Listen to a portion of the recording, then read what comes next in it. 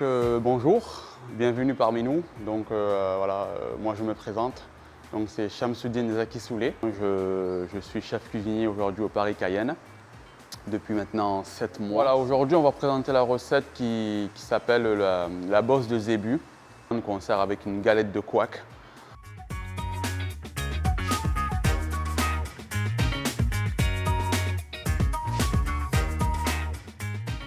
Bosse de zébu, en fait, c'est une appellation tibétaine à la base, qu'on appelait zébu, et on l'a transformé en bosse de zébu.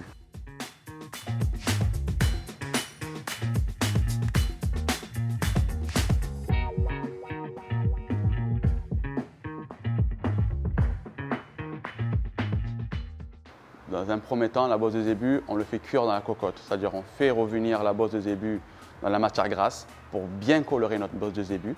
Après, on débarrasse la bosse de zébu dans un gastro qui va au four et on fait revenir notre garniture aromatique. Donc les oignons, de l'ail, thym, laurier, et on vient mouiller pour récupérer tous les sucs.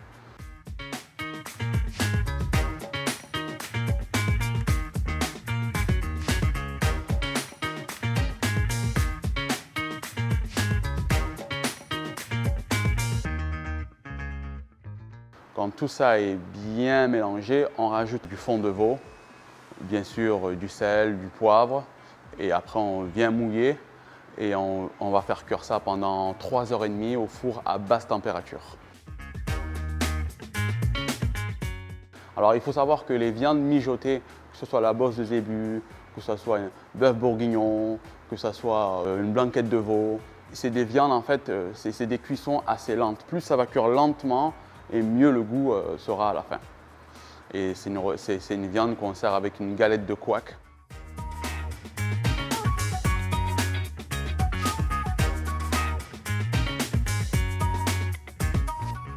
Une galette de couac, c'est amérindien, c'est brésilien, c'est guyanais. Couac, en fait, c'est tout simplement de la farine de couac, de la semoule de couac exactement, qu'on va mélanger avec du lait. Donc dans un premier temps, on va partir pareil sur 100 g de couac, 100 g de lait qu'on va venir ébouillanter avec du sel et du poivre. On peut rajouter aussi un petit peu de noix de muscade pour donner vraiment du goût et du relief. Et on va incorporer des blancs en neige qu'on monte au batteur et on vient travailler ça justement pour avoir une forme de galette. Et on sert ça avec.